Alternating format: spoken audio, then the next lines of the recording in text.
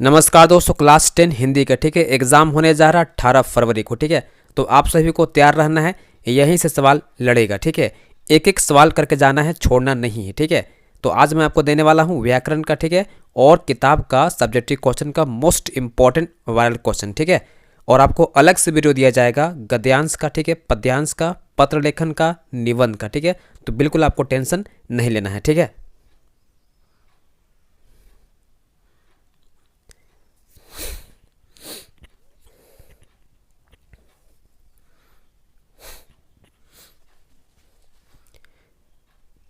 हिंदी का जितना भी आपका इंपॉर्टेंट क्वेश्चन, ठीक है, सभी आपको मिल जाएगा। ठीक है,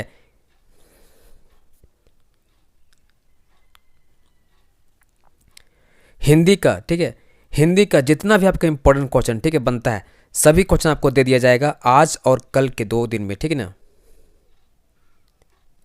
हिंदी का जितना भी क्वेश्चन आपका इंपॉर्टेंट है, ठीक है, सभी क्वेश्चन दे दिया जाएगा आज और कल, ठीक है, मिला के। ठीक है ना, हिंदी का पूरा कंप्लीट तैयारी आपको मिलेगा यहीं पर। ठीक है, हिंदी का मैं बिल्कुल आपको कंप्लीट तैयारी कराऊंगा। ठीक है, हिंदी का जितना भी आपका इंपॉर्टेंट क्वेश्चन आया है, ठीक है, हिंदी का जितना भी आपका इंपॉर्टेंट क्वेश्चन, ठीक है, जो एग्जाम में आज आएगा हिंदी में। ठीक है, हिंदी में जितना भी आपका इंपॉर्टेंट क्वेश्चन, ठीक है, सभी क्वेश्चन आपको दिया जाएगा। ठीक है, हिंदी में जितना भी क्वेश्चन आपका इंपॉर्टेंट, ठीक है, हिंदी में जितना भी क्वेश्चन आपका इंपॉर्टेंट, ठीक है, सभी क्वेश्चन आपको आज और कल मिला के दे दिया जाएगा। ठीक है, तो आपको पूरा कंप्लीट तैयारी यहाँ मिलेगा। ठीक है, हिंदी का जितना भी आपका मोस्ट इंपॉर्टेंट क्वेश्चन है, ठीक है, सभी का वीडियो, ठीक है, आपको आज और कल मिल जाएगा। ठीक है, 2 दिन के अंदर आपको पूरा सेट 5 सेट क्वेश्चन मिल जाएगा। ठीक है, हिंदी का जितना भी आपका इंपॉर्टेंट क्वेश्चन, ठीक है, हिंदी का जितना भी आपका मोस्ट इंपॉर्टेंट क्वेश्चन, ठीक है, हिंदी का जो भी आपका मोस्ट इंपॉर्टेंट क्वेश्चन, ठीक है, हिंदी का जितने भी आपके इंपॉर्टेंट क्वेश्चन, ठीक है,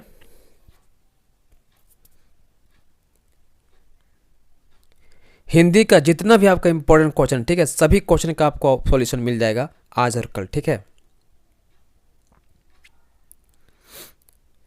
हिंदी का जितना भी आपका इंपॉर्टेंट क्वेश्चन है, ठीक है, हिंदी का जितना भी आपका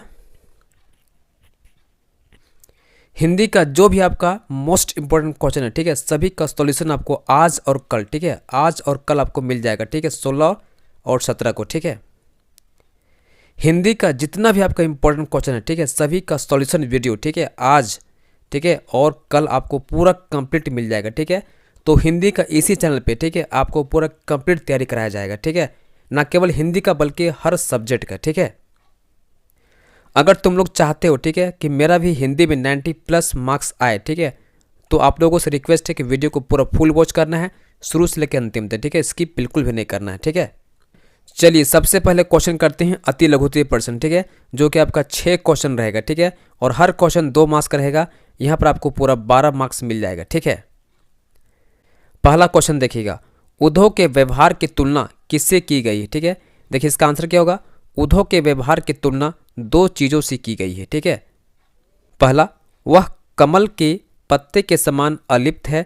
जिस प्रकार कमल जल में रहता है पर उसके पत्ते जल से ऊपर रहते हैं, उन पर जल का प्रभाव नहीं पड़ता, उसी प्रकार उद्धव पर भी कृष्ण प्रेम का प्रभाव नहीं पड़ सका है। ठीक है, दूसरा पॉइंट लिखिएगा, उद्धव की दशा उस तेल के सागर के समान है जो जल में रहती है पर उस पर पानी की एक बूंद भी नहीं टिक पाती। इसी प्रकार उद्धव कृष्ण के निकट रहकर भी उनके प्रेम से अछूते हैं। सेकंड क्वेश्चन देखिए, ठीक है, उत्साह कविता में कवि बादल को गरज कर बरसने के लिए क्यों कह रहा है? ठीक है, इसका आंसर देखिए, कवि बादल को गरज कर बरसने के लिए इसलिए कहता है क्योंकि, पहला पॉइंट लिखिएगा, बादल का गरजना क्रांति आने के सूचक है। कवि समाज में परिवर्तन लाने के लिए क्रांति की आवश्यकता बताना चाहता है। ठीक है, सेकंड पॉइंट लिखिएगा, बादल के गरजने के बाद, ठीक है, जल तो स्वयं बरसता ही है, अर्थात क्रांति का सुखद परिणाम तो सभी को मिलता ही है। ठीक है, उसके बाद देखिए नेक्स्ट क्वेश्चन, ठीक है, बच्चों की दंत्रुत मुस्कान का कवि के मन पर क्या प्रभाव पड़ता है? इसका आंसर लिखिएगा, बच्चे की दंत्रुत मुस्कान का कवि के मन पर बड़ा गहरा प्रभाव पड़ता है। वह बच्चे का मुस्कुराता चेहरा देखकर पुलकित होता है। उसे बच्चों को देखकर कवि के मन में पितृत्व की भावना जागृत होती है। कवि के मन में बच्चों को देखकर तरह तरह की कल्पनाएं आती है। उसके बाद देखिए नेक्स्ट क्वेश्चन, ठीक है। गिरिजा कुमार माथुर अथवा यशपाल की किन्हीं दो रचनाओं के नाम बताएं, ठीक है। उत्तर लिखिएगा। गिरिजा कुमार माथुर के दो रचना है, ठीक है। मैं वक्त के हूँ सामने, ठीक है, और सेकंड आपका है छाया मत छूना, ठीक है। उसी प्रकार से यशपाल का है लखनवी अंदाज एवं पिंजरे की उड़ान, ठीक है। नेक्स्ट क्वेश्चन लिखिएगा। नेताजी की मूर्ति का निर्माण किसने कराया था? इसका आंसर लिखिएगा। नेताजी की मूर्ति का निर्माण कस्बे के ही हाई स्कूल के ड्राइंग मास्टर मोतीलाल जी ने कराया था। अगला सवाल देखिए। बाल गोविंद भगत की टोपी कैसी होती थी? इसका उत्तर लिखिएगा। बाल गोविंद भगत की टोपी कबीर पंथियों जैसी होती थी। नेक्स्ट क्वेश्चन देखिए। लखनवी अंदाज पाठ में लेखक ने सेकंड क्लास का टिकट क्यों खरीदा था? इसका आंसर देखिए। लखनवी अंदाज पाठ में लेखक ने सेकंड क्लास का टिकट नई कहानी के विषय में सोचने के लिए खरीदा था। अगला सवाल देखिए। परिमल क्या है? ठीक है, देखिए परिमल एक साहित्यिक संस्था है।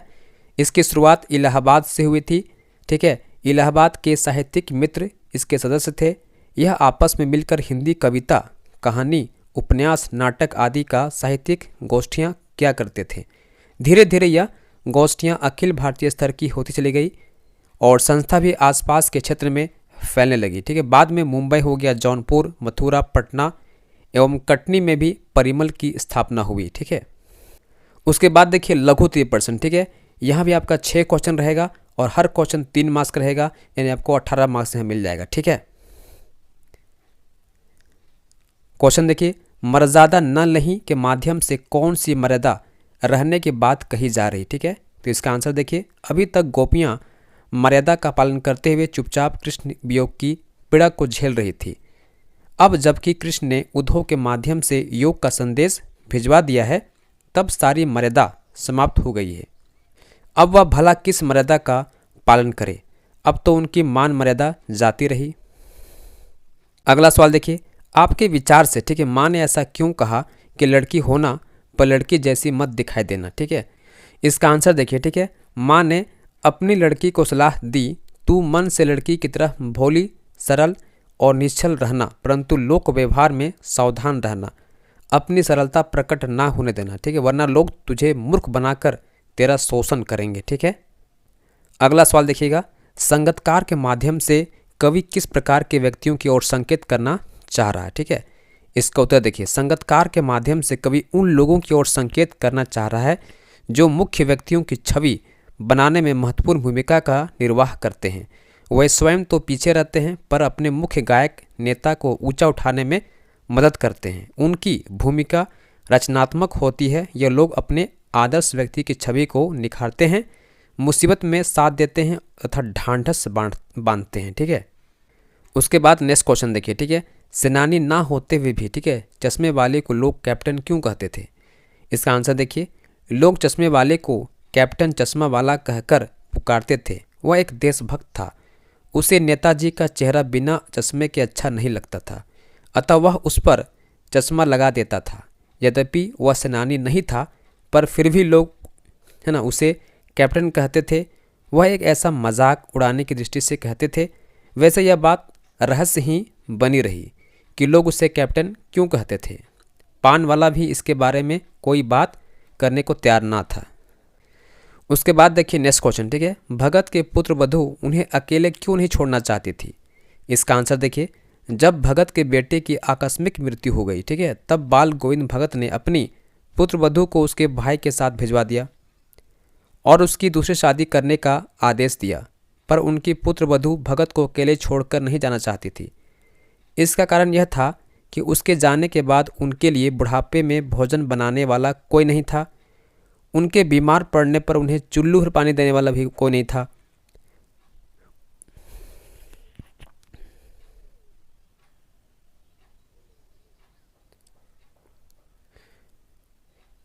वह उन्हीं के चरणों में रहकर अपना वैधव्य काट देने को तैयार थी। उसके बाद देखिए नेक्स्ट क्वेश्चन, ठीक है। बिस्मिल्लाह खां को कांसी का नायाब हीरा क्यों कहा जाता है? देखिए बिस्मिल्लाह खां को कांसी का नायाब हीरा इसलिए कहा जाता है क्योंकि उन्होंने दो धर्म के एक होने तथा भाईचारे की प्रेरणा दी थी। नेक्स्ट क्वेश्चन देखिएगा, जॉर्ज पंचम की नाक क्यों काटी गई थी? देखिए, जॉर्ज पंचम एक विदेशी अंग्रेज राजा था जिसने भारतीय पर अनेक अत्याचार किए थे।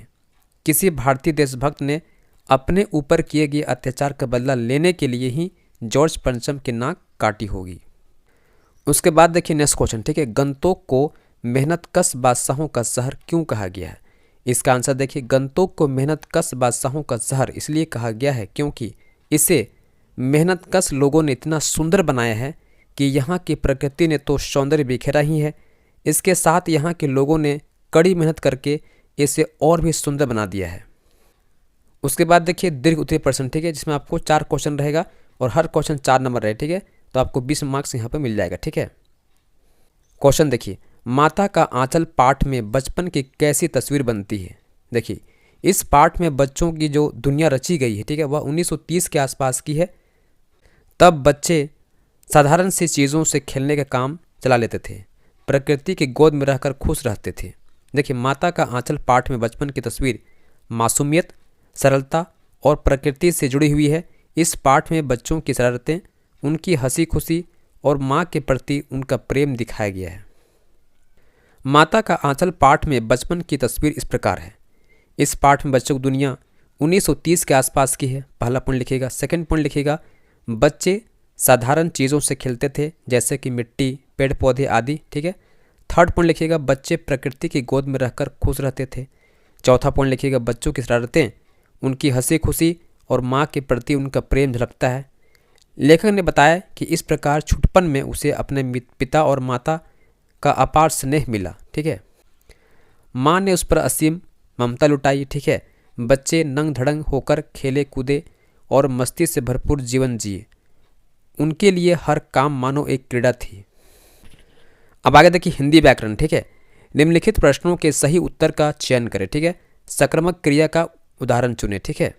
दिया गया, बच्चा रो रहा है, ठीक है। मैं खाना खा रहा हूँ, पक्षी उड़ रहा है, चंद्रमा चमक रहा है, ठीक है। तो देखिए इसका आंसर क्या होगा, मैं खाना खा रहा हूँ, ठीक है। चूँकि आपसे पूछा गया है सकर्मक क्रिया, ठीक है, इसमें कर्म की प्रधानता होती है, ठीक है। तो मैं क्या खा रहा हूँ, खाना खा रहा हूँ, ठीक है। आंसर मिल गया, तो आपका ऑप्शन बी क्या होगा, सही होगा, ठीक है। उसके बाद देखिए सेकंड क्वेश्चन, सकर्मक क्रिया और आक्रमक क्रिया में मुख्य अंतर क्या है, ठीक है।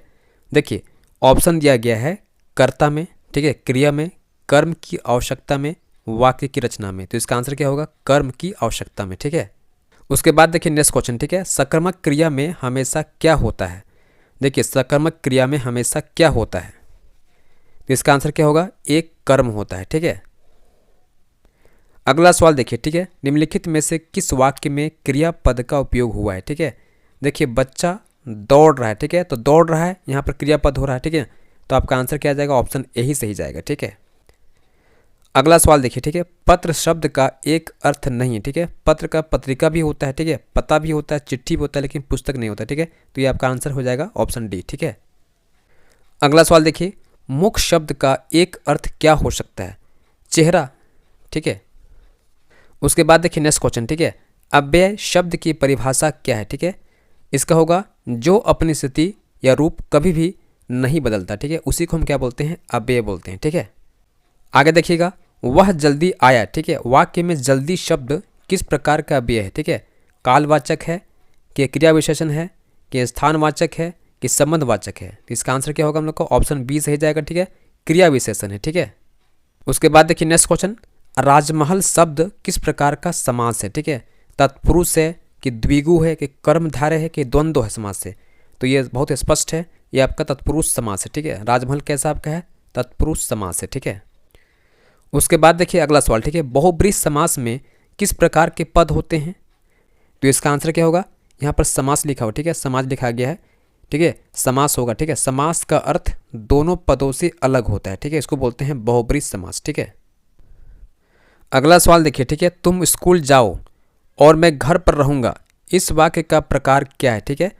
सरल वाक्य है कि मिश्र वाक्य है कि संयुक्त वाक्य है कि विशेष वाक्य है? तो इसका आंसर क्या होगा, ये संयुक्त वाक्य, ठीक है। तुम स्कूल जाओ, देखिए और यहाँ लगा हुआ है, ठीक है ना, ये क्या हो गया हम लोग का, संयुक्त वाक्य हो गया, ठीक है। उसके बाद देखिए नेक्स्ट क्वेश्चन, ठीक है, मैंने उसे बुलाया क्योंकि वह देर से आया था। ठीक है, इस वाक्य में कौन सा वाक्य है? सरल वाक्य है, मिश्र वाक्य है, संयुक्त वाक्य है या व्याख्यात्मक वाक्य है? तो एकदम बहुत स्पष्ट लग रहा है कि यह लोग क्या है, मिश्र वाक्य है। ठीक है, अगला सवाल देखिएगा, मैंने उसे बुलाया, ठीक है, क्योंकि वह देर से आया था। इस वाक्य में कौन सा वाक्य है? सरल वाक्य है, मिश्र वाक्य है, संयुक्त वाक्य है या व्याख्यात्मक वाक्य है? तो बहुत ही स्पष्ट है, यह आपका मिश्र वाक्य है। ठीक है, इसका आंसर क्या होगा? मिश्र वाक्य है। ठीक है।